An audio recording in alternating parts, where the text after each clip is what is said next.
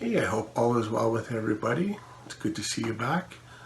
Today I'm going to do a little review on a Polish gentleman by the name of Tomasz Piwecki in his 2019 album, Dark Matter. This is an interesting album with beautiful harmonies, but at the same time I find it to be a little structurally and deeply predictable.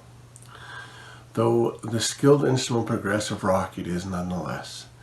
Despite these generic passages, this album is exceedingly pleasing.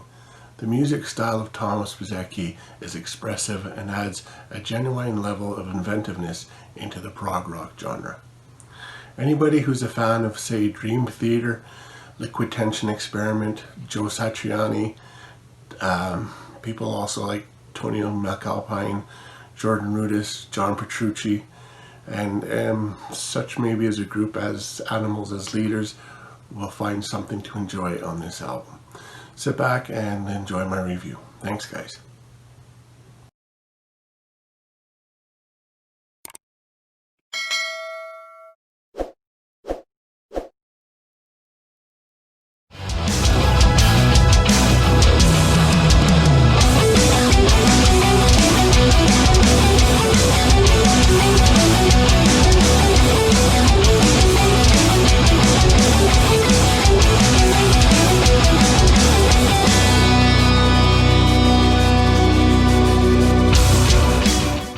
The opening track of Dark Matter is a song called Nebula, which opens with a very inspiring riff, complete with a very violent, heavy piano sound. Thomas's lead guitar work is spot on this track. Not to be outshined by the guitar work, the bass work on the song is also very interesting and unique, and it is a great way to kick off the album. The second song on the album is the title track. Dark Matter opens with delicate keys, and then the main riff hits, and boy does it hit hard. The keys are quite appealing in this song, and the entire song shows us as listeners that there's a certain sophistication not heard in most instrumental music, and this to me is the highlight of the album. Following Dark Matter, we have a song called Earth. Earth opens with very submissive guitar notes that eventually lead to a full and solid sound. As the rhythm guitars go into attack mode while the leads intermingle with the piano, it's almost like a dance that doesn't want to end. This is definitely another highlight of the album. Following Earth, we have more of a tender song called Moonlight. In this song, Thomas lets out the beauty with some melodies that shine brightly, but at the same time are very heartfelt and almost melancholy. Once again, this is another highlight of the album, and is my second favorite song on the album. Next, we have a song called Serembovite. I hope I'm pronouncing that right. This opens with a very, very timid mid-tempo groove that will get the juices flowing nicely. While the guitar parts are subdued, this allows a wonderful atmosphere to build. It wallows in the darkness, running in and out of the light. This seems to be a central theme in a lot of Thomas's music I'm finding out. Next, we have a song called Eye of the Cyclone, which opens with a fury that is held back in restraint, but you can hear it. He lets it out in short bursts, and it retreats into the darkness of the song. It has a more subdued and mysterious sound, but a saxophone taking the center stage and a blistering guitar solo